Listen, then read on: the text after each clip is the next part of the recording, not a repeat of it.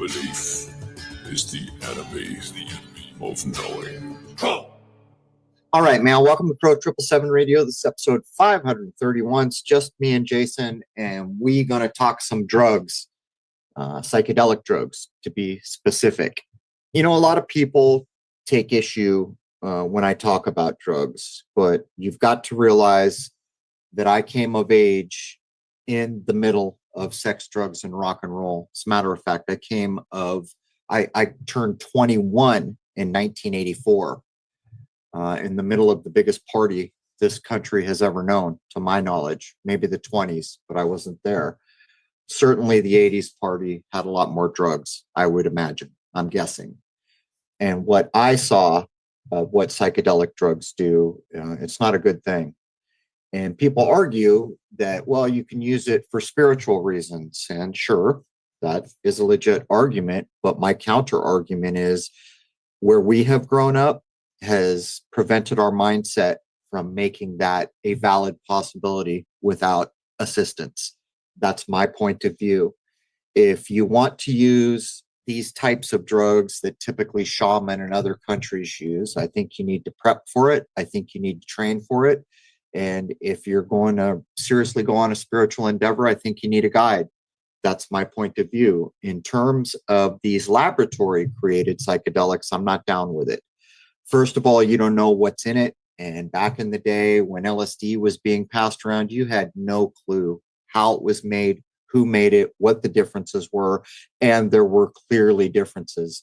How many people remember the ridiculous line in the Woodstock movie? They get on the mic and say something like, "Don't take the brown acid, it's a bad batch." Anyhow, with all that said, we're going to jump in here. We'll lay down what we can lay down. Anything you want to add, Jason, before we get in? I actually came across that comment while looking up the stuff for this, and apparently that wasn't actually the case, but they did announce it anyway.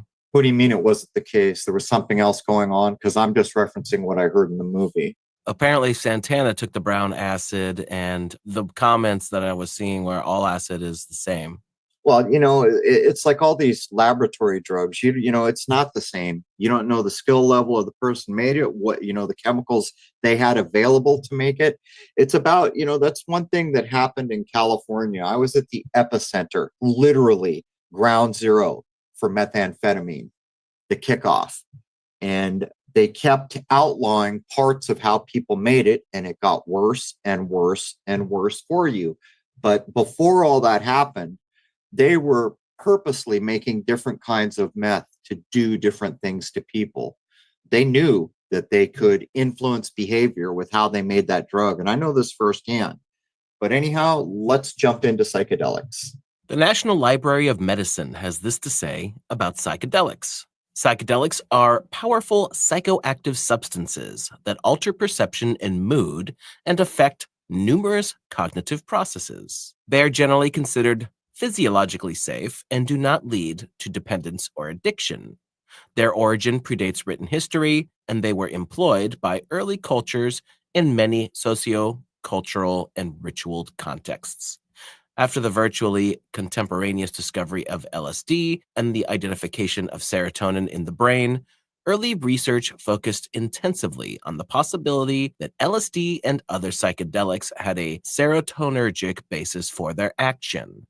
Today, there is a consensus that psychedelics are agonists or partial agonists at brain serotonin 5-hydroxytryptamine 2A receptors, with particular importance on those expressed on apical dendrites of neocortical pyramidal cells in layer 5, which is a mouthful. You know, there's a difference here, in my view, about the psychedelics we're going to talk about. There's the laboratory-made chemicals, which I think typically we think of LSD in this way. And then there are other drugs like magic mushrooms. Now, to be perfectly fair, for all the people who are going to argue that there are legit uses beyond just getting high, I have known some people who have used mushroom in spiritual ways. But these are people who spent lifetimes on a spiritual path. Some of them were guided into it by a so-called shaman or other things. But from my point of view, what I notice about growing up in America is we know how to party. And when we alter consciousness with any drugs, in my view, our ability to connect that with getting high or partying overshadows the spiritual possibilities, which isn't to say a serious individual can do it. I've seen it done, but I think for most people, that's probably not the case. One of the earliest substances that humanity most likely imbibed to have a trip would be what are generally called magic mushrooms. Magic mushrooms, sometimes called shrooms or just mushrooms, are a type of mushroom that contains the drugs psilocybin or psilocin, which cause hallucinations. Psilocybin powder can also be procured in capsule form. You can consume mushrooms in either fresh or dried form. Powdered psilocybin can be snorted or injected. Mushrooms can also be steeped into tea, added to cooked foods, or added to fruit juice if powdered. Be warned, however, that some mushrooms that look like psilocybin mushrooms are actually of a poisonous variety. If you eat these, you could damage your liver or even die. Currently in the United States and in most other countries, although certainly not all, it is against the law to grow, sell, or carry mushrooms. Historically, there are cave paintings dated to thousands of years ago that seem to represent magic mushrooms. And by the way, there are certain states and other places in the world where they're slowly but surely letting people do different things depending upon the location with this particular substance or group of substances. Okay, so the thing about mushrooms for people who have never done them is they are powerful and they could sneak up on you. There are lots of uses that are being legitimized right now under the idea of microdosing. As a matter of fact, in a number of places, you can legally get what I think the way people say it, Jason, is psilocybin, or they say psilocybin, but it's psilocybin, I believe. And you get microdosing, and it's being shown clinically to have all these benefits. From my personal point of view, the first time that I did so-called magic mushrooms in Southern California, and I was pretty young. I don't think I was 20 yet. Matter of fact, I know I wasn't 20 yet. And I didn't get high. And this happened a couple times. And so I was with a girlfriend and we decided, well, enough's enough. And we got some mushrooms and we put them in a blender and we put ice cream in the blender and we made a little drink. And we were sitting there talking about how nothing was happening again. And then wham, everything changes. And they are extremely powerful. That's what I can get across. And at the time, I went into it thinking, I've done this a couple times and nothing's happened. So I probably overdid it a bit that time. But one of the odd things during the experience that I remember is everything that was gold, like real gold, took on this really bizarre green hue, but it altered, or for me, that particular time, it alters everything. You can, I don't know how to describe it. You can hear colors, or I could hear colors. I could smell sound, things like this. And it's clearly a mental perception. But what I want to get across is this is not a trifle. This is not a thing to trifle with. This is overwhelmingly powerful, changes perception in ways that I don't even really think we have language to communicate. The next thing we can mention is peyote and mescaline. From the earliest recorded time, peyote has been used by indigenous peoples in northern Mexico and the southwestern United States in some of their religious rites. Mescaline can be extracted from peyote or produced synthetically. Consuming peyote or mescaline can cause intense nausea, vomiting, dilation of the pupils, increased heart rate, increased blood pressure, a rise in body temperature that could cause heavy perspiration, headaches, muscle weakness, and impaired motor coordination. However, it is for the psychoactive properties that would make someone want to consume peyote or mescaline. Effects include illusions, hallucinations, an altered perception of space and/or time, and an altered body image. These effects are what are part of many religious rites of the aforementioned peoples. Certain laws protect the use of these substances under those circumstances by such tribes in the United States. Which I believe is still going on. Back in the day, I had read all the writings under the name Carlos Castaneda, which has to do with what we're talking about here, the peyote mescaline route. truly part of religious ceremonies, truly not a cultural, we're going to get high here thing. I even read accounts where certain, I guess, tribes would go out to collect the inducing substance from a cactus, and they would do a ceremony and start walking in a direction, but they couldn't harvest until the plant that they were looking for stopped them from walking forward. In other words, even if I was walking and the plant was 1 foot to my right, I couldn't harvest that plant. It was part of the tradition, the spiritual tradition, where it had to literally block your path to harvest. Anyone interested in learning more about the truly spiritual paths used with these particular substances, typically harvested from mostly cactuses or in a desert setting like that, as far as I know, you can still pick up the readings that talk about Carlos Castaneda. And by the way, back in, I think it was the late 60s, early 70s, his writings were zipping around through the Southern California university systems and getting defamed a lot by the professors at some of these institutions. In South America, another well-known psychoactive substance used by native peoples comes from the tree Anadenanthera colubrina. Archaeological evidence shows that the beans from this tree have been used as hallucinogens for thousands of years. The oldest clear evidence of use comes from pipes made of puma bone, found with the beans in Argentina. The pipes were found to contain the hallucinogen DMT, one of the compounds found in the beans. Radiocarbon testing of the material gave a date of 2130 BC, suggesting that Anadenanthera use as a hallucinogen is over 4,000 years old. Snuff trays and tubes were found in the central Peruvian coast, dating back to 1200 BC. Archaeological evidence of insufflation use within the period 500 to 1000 AD in northern Chile has been reported. There are people who will make the argument that the use of magic mushrooms and other things is a huge shaper of modern man. Of all the so-called, I'll just call them drugs that we're going to talk about here, I have no experience with this one, and there are a few others, but I do have experience with a number of the things we're going to talk about.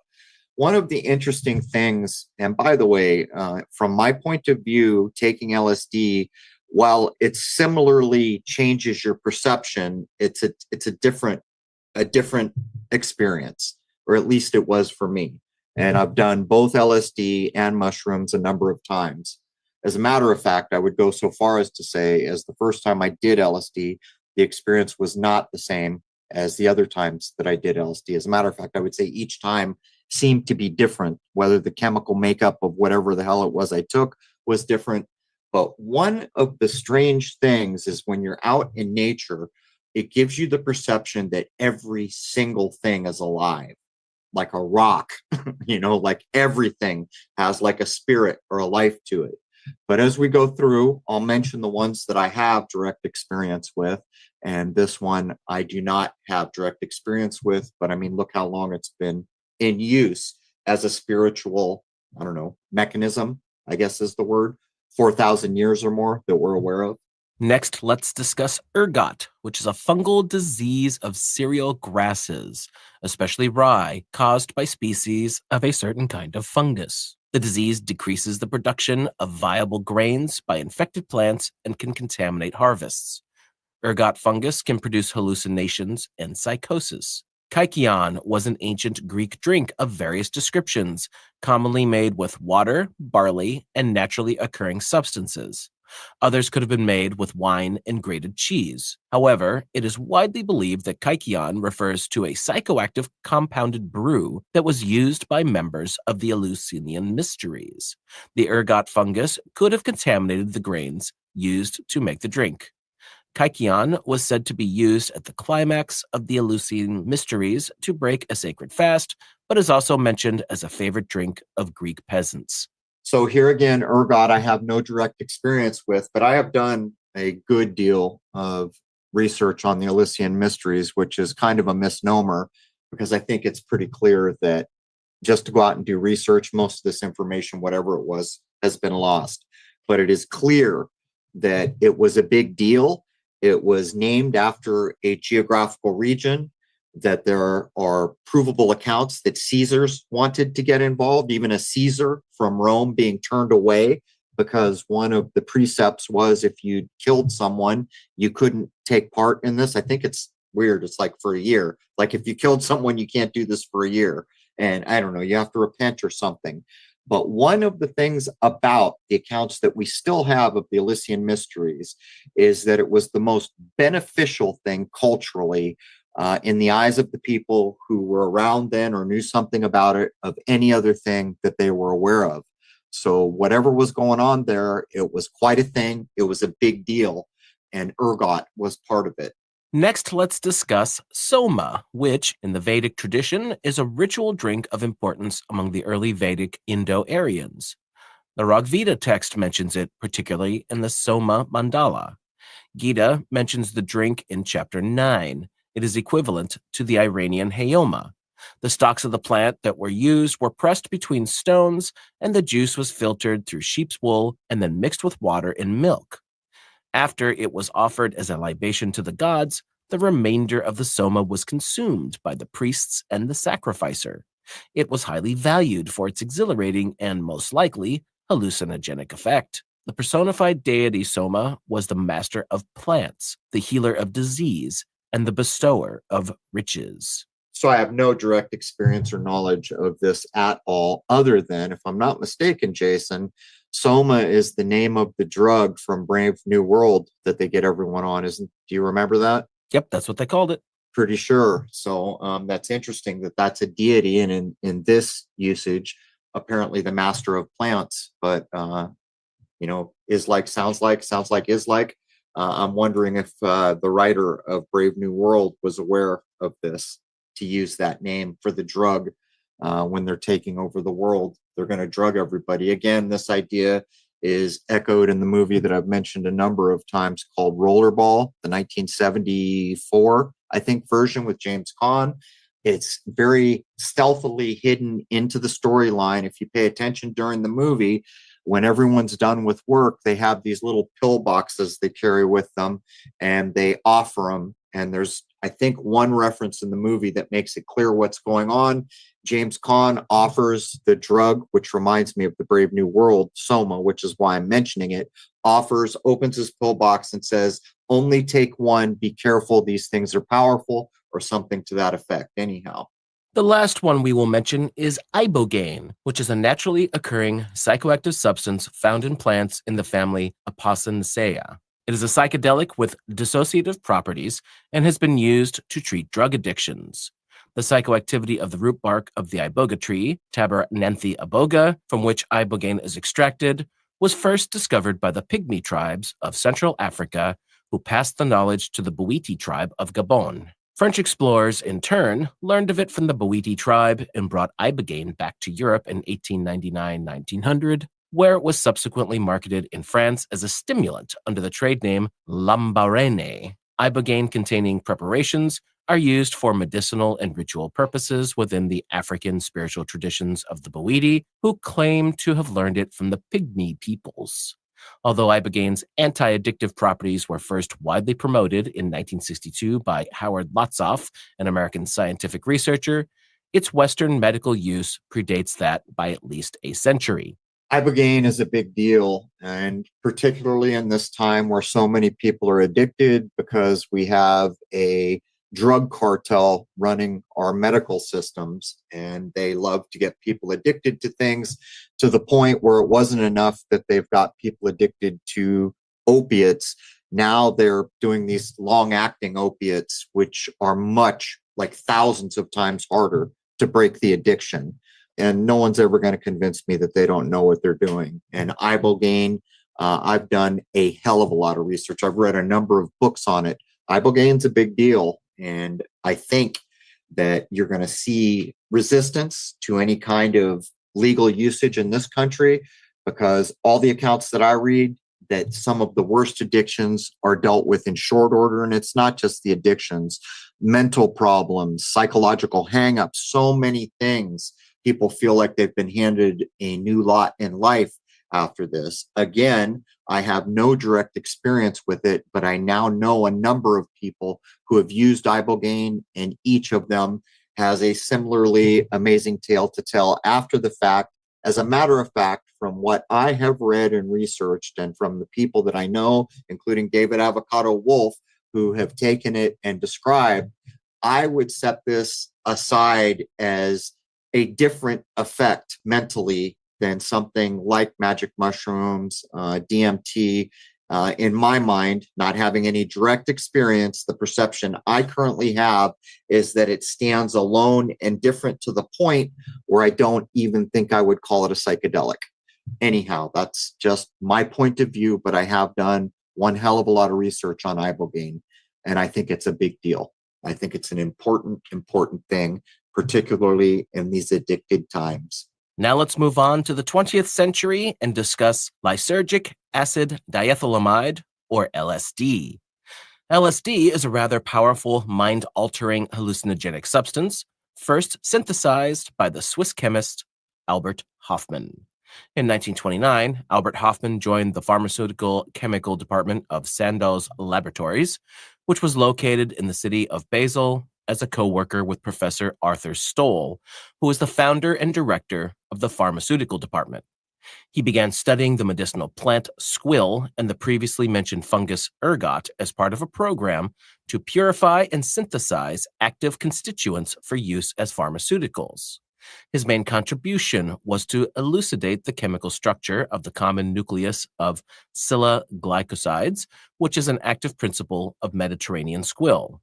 While researching lysergic acid derivatives, Albert Hofmann first synthesized LSD on November 16, 1938.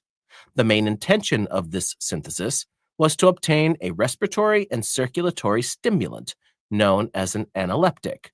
The discovery was set aside for 5 years until April 16, 1943, when Hofmann decided to take a second look at it.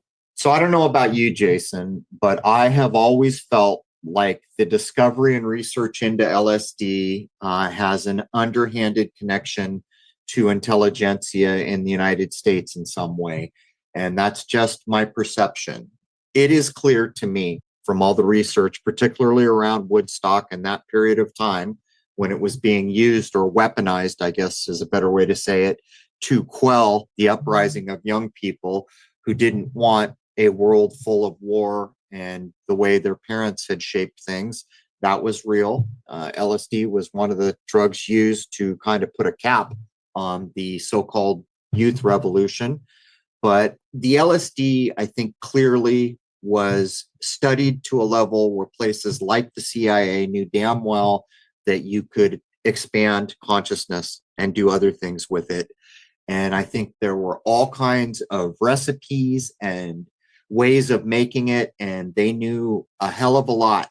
And what they did was they worked on weaponizing it. We've told the tale of how Charles Manson magically skips his, he's been thrown in jail and he skips, showing up to talk to the people that you got to go talk to when you get out of jail. He skips all that, shows up at the Bay Area up in San Francisco, gets into a little, there's a little medical place that's been set up, but it was all set up before he got there, and it was to dispatch acid out into the community, and it was related directly to Charles Manson. My point being is I think they discovered that there are absolutely consciousness expanding applications, and I think what they were mainly focused on at that time anyway was the weaponization to basically quell the uprising of young people. And it worked. Boy, did it work. While resynthesizing LSD, Albert Hofmann accidentally absorbed a small amount of the drug and discovered its powerful effects. He described what he felt as being affected by a remarkable restlessness combined with a slight dizziness. At home, I lay down and sank into a not unpleasant, intoxicated-like condition, characterized by an extremely stimulated imagination. In a dreamlike state with eyes closed, I found the daylight to be unpleasantly glaring. I perceived an uninterrupted stream of fantastic pictures, extraordinary shapes with intense kaleidoscopic play of colors. After approximately 2 hours, this condition faded away. So anyone who's interested in the tale that gets told about the supposed man in, I think it's Switzerland, that discovers this, his name is Albert Hofmann. Quite a bit has been written on him. You can go find books, you can go find accounts. As a matter of fact, I think even YouTube is still has accounts of Hofmann. At least that's the story we're told about LSD. I think the majority of the LSD story is connected to intelligentsia, and I think it was studied a lot because of the mind-altering effects and the consciousness expanding effects. And I think it was laying in wait to be weaponized by the time the 60s got here. 3 days later, which brings us to April 19th, 1943, Albert Hofmann intentionally ingested 250 micrograms of LSD, which he thought would represent a prudently safe small amount. In actuality, it was quite a strong dose. At first, his trip was not pleasant, as people appeared to be morphing into fantastical creatures. Office furniture moved and shifted like living entities, and he felt possessed by some sort of otherworldly forces. April 19th is now widely known as Bicycle Day, because as Hofmann began to feel LSD's effects, he attempted to ride to the safety of his home on his bicycle. This was the first intentional LSD trip in history. Hofmann's research with LSD influenced several psychiatrists, including Ronald A. Sanderson, who attempted to develop its use in psychotherapy. Sanderson's treatment at Powick Hospital in England received international acclaim. Hofmann continued to take small doses of LSD throughout his life and always hoped to find a use for it. In his memoir, he emphasized it as a sacred drug. Quote, "I see the true importance of LSD and the possibility of providing material aid to meditation aimed at the mystical experience of a deeper, comprehensive reality." So think about what he's saying all those years ago. There it is. There's actual spiritual use here, he is saying. But isn't it interesting that April 19 is Bicycle Day, and this is related to the man who supposedly invented it, taking a little bit too much and going on a trip, trying to get home on his bicycle. Now it's Bicycle Day. So the invention of LSD is being celebrated on the calendar in some way. But one of the things I think it's important to notice is, he's talking 250 micrograms. It's a very tiny amounts that are taken for the powerful, powerful effect on the backside. But this is the thing, we say LSD and everyone has it in their mind that it's like, a chocolate chip cookie. You know what's in it, right? There's eggs, flour, sugar, and some chocolate. But when we say LSD, that's a catch-all. What are the specific chemicals? What are the magnitudes, of the chemicals that are put in? Are they different? I know they are. I know there's different ways to make it. I've actually talked to chemists who did make it. It's not the same. It just isn't the same. And what's crazy here is even all this way back, what is this, 1943? They're saying there's these important uses, these spiritual uses. Well, rapid forward till now, people have done studies to show for people with terminal diseases, they've used drugs like LSD, and the effects have been just astonishing. These people scared to death that they know they're dying, and they've used these substances, and it changes everything. They see a side of reality that changes everything. They're no longer afraid. They welcome that everything dies. It changes everything for them. And yet, what we see of these drugs is they're all illegal and they are all made to be scary, and the beneficial uses are never allowed to come through. You can go get books on how many people have tried to do honest clinical research with permission to use LSD for these important actual end of life and other things that have been proven to be effective, and they're cut off every time that I've read about them. They're cut off. Nope, it's illegal in this state now. Oh, sure, you can do a study, but you get 5 micrograms and you can only do this for 2 months. This kind of nonsense. It's because they're aware of the power that can be unleashed here. When Albert Hofmann was interviewed shortly before his 100th birthday, he called LSD medicine for the soul and was frustrated by its worldwide prohibition. It was used very successfully for 10 years in psychoanalysis, he said, adding that the drug was misused by the counterculture of the 1960s and then criticized unfairly by the political establishment of the day. He conceded that it could be dangerous if misused because a relatively high dose of 500 micrograms has an extremely powerful psychoactive effect, especially if administered to a first-time user without adequate supervision. In my view, this is part of what went on in Haight-Ashbury, and the weaponization of LSD was to defame LSD because they knew there was a power that could be used for so many beneficial things, to include expanding consciousness, by the way. It's just at every turn, powerful people who make laws and these intelligentsia places like the CIA, they always get their fingers into the pie on important things. And I think this is another of those things. And so for my money, the weaponization in the 60s was also one of the planned side effects, was to give LSD a terrible, terrible name and make it a thing that was easy to control, outlaw, and basically prevent people from taking it in beneficial directions. In 1947, Sandoz Laboratories marketed LSD under the name Delicid as a psychiatric drug to be used for treating a wide variety of mental disorders. The Sandoz company provided researchers with free supplies of LSD. In its marketing literature, Sandoz suggested that psychiatrists take LSD to gain a better subjective understanding of the schizophrenic experience, and many did. So let me ask a simple question here. With addiction for things like opiates and pain pills, how many doctors do you suppose have addicted people who have never taken a pain pill, or for that matter, no experience with addiction?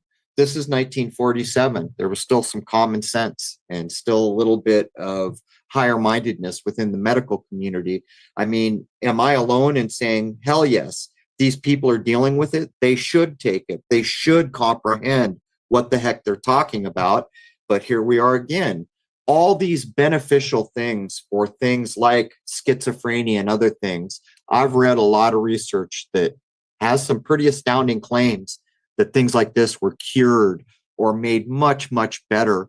And all of this, as far as I know, have been blocked, and most of it was allowed to be made criminal in our minds because of what was done with this drug to take down the counterculture of the 1960s. But what would it be like if in 1947 people were allowed, who wanted to do good things, to continue to do their studies and research, that were urged, take this so you have firsthand experience of what you're dealing with? What kind of a world will we be living in, you know?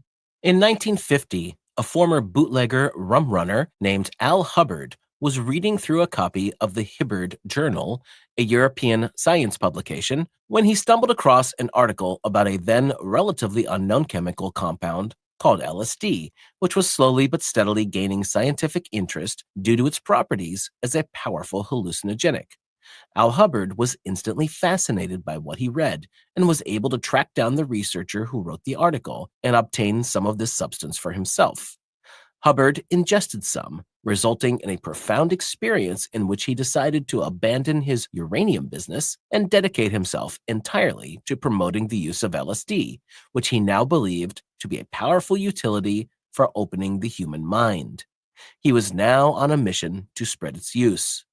Hubbard traveled to Switzerland, where he purchased 10,000 doses of the drug from Sandoz Laboratories and began introducing LSD to a wide assortment of people from all over the world. This included such thinkers as Aldous Huxley, whom Hubbard would strike up a longtime friendship, as well as Alcoholics Anonymous founder Bill Wilson.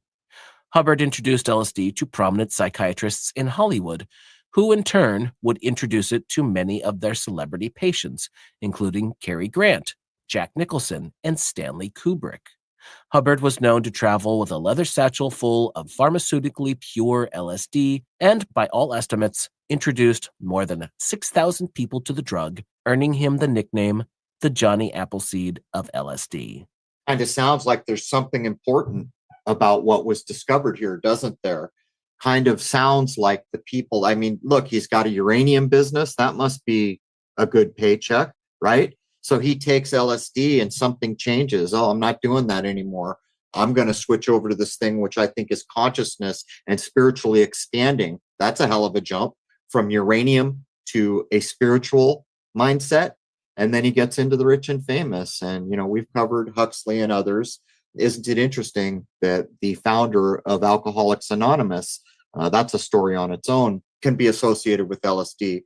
My point is there are all these things in our world that could really, truly make positive differences. In my mind, LSD is one of those things. But the problem is that it's controlled by the wrong people and it's been defamed.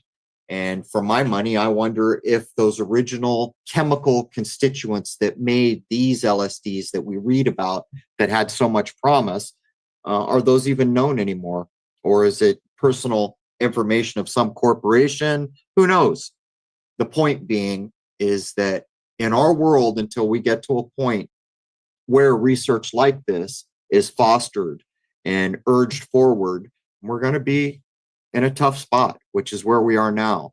And we're facing a world takeover right now. And I am currently of a mind that for us to get beyond what's happening and what's about to happen, these systems all got to come down now. They've all got to be destroyed and we've got to start clean. And that's a hell of a thing to consider.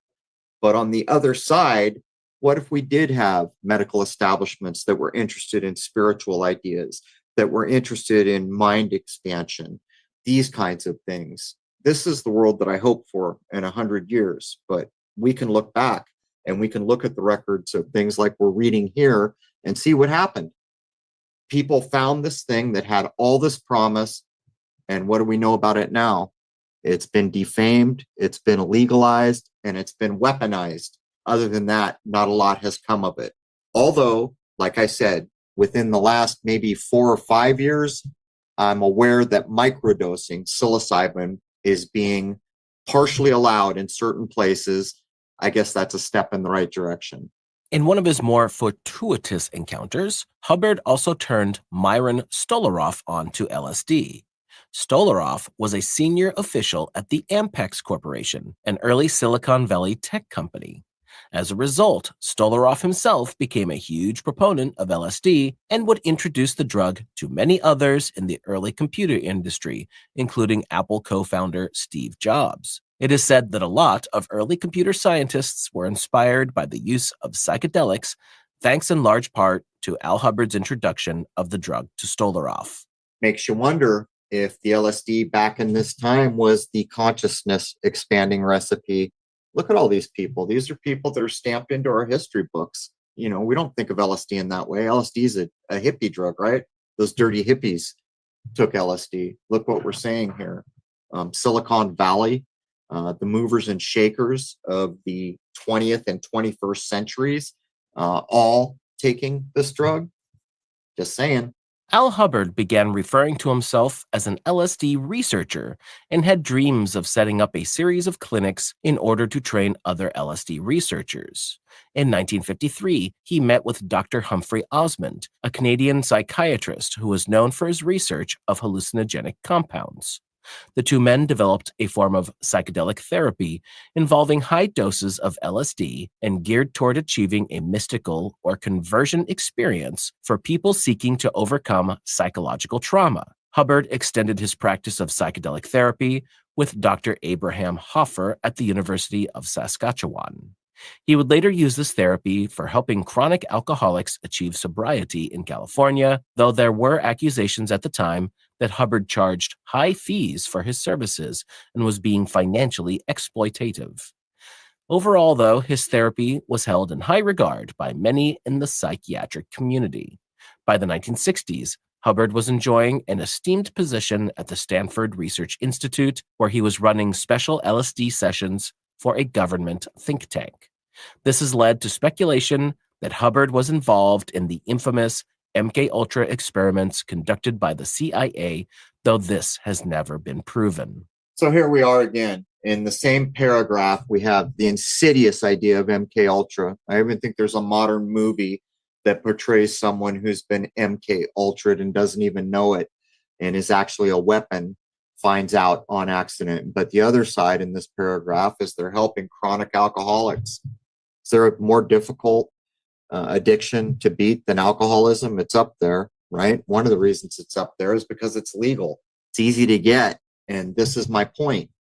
We currently live in a world that is controlled by people who are happy to have an Alcoholics Anonymous, but not so happy to have an actual therapy that would make short work of addiction, like Iboga, like uses of LSD, as we're reading about here. But on the other hand, these places that don't give a damn what's legal or what's not, because they do whatever they want, they're going to use it in perverse ways for things like MKUltra. And so this is the world. This is the world where we are now. And I think, honestly, we have to assess. So many people kind of, I think, are feeling like, well, we're going to get back to normal at some point here. Well, no, we're not. No, we're not. We're coming into a new age, and all these things that we've built in these systems, they've got to come down now. And we should be actually kind of rooting for that in a way, because we need to build something better. We need to build something that gives a damn about lives. And from my point of view, what we're talking about here, LSD, mushrooms, DMT, all these things should have a place in the new medical, whatever it is, on the other side of what we're going through here. And wouldn't it be a hell of a thing if someone who was addicted was rare, because the medical community isn't trying to addict them? And if they were addicted, they walked away a day or two later, free and clear, because we have these possibilities. And the reason we do is because of the things we're talking about. And so, the truth is in our face. What's getting more playtime here? Curing addiction or MKUltra? Which one of these things is getting more play with the application of LSD, would you say? Getting back to 1953, we will now examine Project MKUltra, or just MKUltra as it is often called, which was an illegal human experimentation program that was designed and undertaken by the U.S. Central Intelligence Agency. It is intended to develop procedures and identify drugs that could be used during interrogations to weaken people and force confessions through brainwashing and psychological torture. It began in 1953 and was officially said to be halted in 1973. This project used numerous methods to manipulate its subjects' mental states and brain functions, such as the covert administration of high doses of psychoactive drugs, most especially LSD, but other chemicals were used as well. This was done without the subject's consent, and electroshocks, hypnosis, sensory deprivation, isolation, verbal and sexual abuse, and other forms of torture were also used to achieve the desired results. There is a suggestion that these experiments were a continuation of work begun by the Axis powers during World War II. Most MKUltra records were destroyed in 1973 by order of CIA Director Richard Helms, so it has been difficult for investigators to gain a complete understanding of the more than 150 funded research subprojects sponsored by MKUltra and related CIA programs. Here we have it. Here's the world we live in now. So they're going to admit to 2 decades. 53, 63, 73 is what they're going to admit to. What do you suppose went on there? Suppose the recipe changed? Suppose methodology changed? Suppose any of it was used in a positive light, or was all of it weaponization or perversion at some level? And by the way, he goes on to say, well, this might have been going on in World War II, but we're not sure. That rolls it back yet another decade. So that's over a generation. And so here we have the misuse of a thing that could be very, very positive. And I would be willing to bet that if, in fact, CIA director had all the records scrubbed, what they learned was not. And what can you learn over 20 or 30 years? And by the way, of that time, the middle of it is the 1960s. So they had real world laboratories, which is what the hippies and Haight-Ashbury and the Bay Area and everything that we've covered that went with it was all part of this. What do you suppose they learned? It's a hell of a world. And we are now reaping the whirlwind. This is all coming to a head. right now. With probably within my lifetime, we're going to find out which way this is going for the short run. And the last point for hour one. On May 6th, 1953, Aldous Huxley took 400 milligrams of mescaline under the supervision of Dr. Humphrey Osmond. Huxley commented, "It was without question the most extraordinary and significant experience this side of the beatific vision." The following year, he published The Doors of Perception. In the book, he described his experience with mescaline. The Doors of Perception provoked strong reactions for its evaluation of psychedelic drugs as facilitators of mystical insight with great potential benefits for science, art, and religion. While many found the argument compelling, others countered that the effects of mescaline are subjective and should not be conflated with objective religious mysticism. This book is said to be the reason behind Jim Morrison naming his band The Doors in 1965.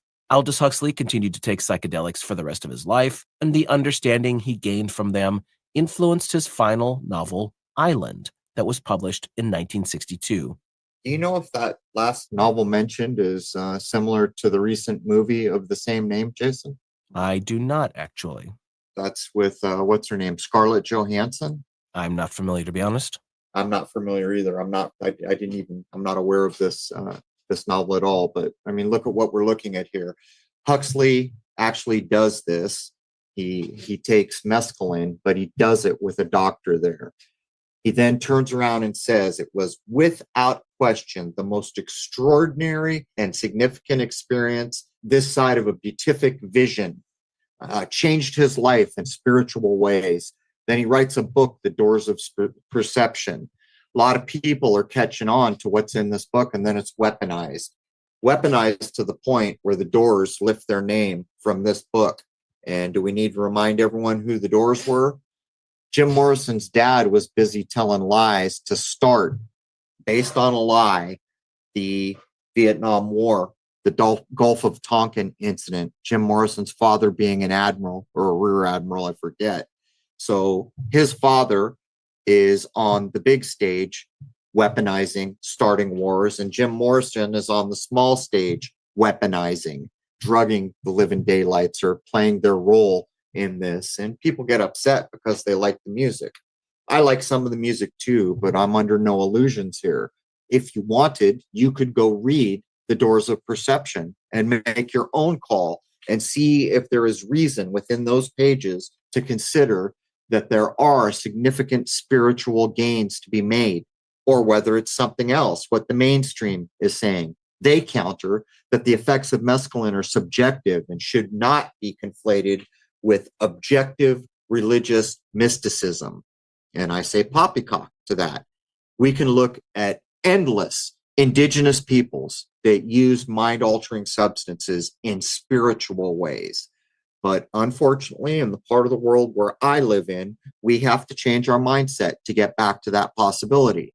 Because what we have been raised in, most of us, is we get high in this country.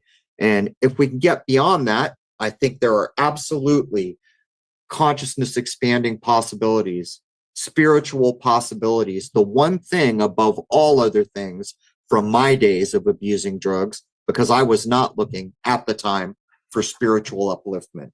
I was getting high. At least that was my mindset. It showed me that this place is alive, incontrovertibly alive. And one of the strange things is while you're having the experiences, or at least from my point of view, it's like, how is it that I never realized I can hear the color blue? It's weird. How could I have lived my whole life? And then when you're done with the experience, you remember that you heard the color blue, but now the perception is gone.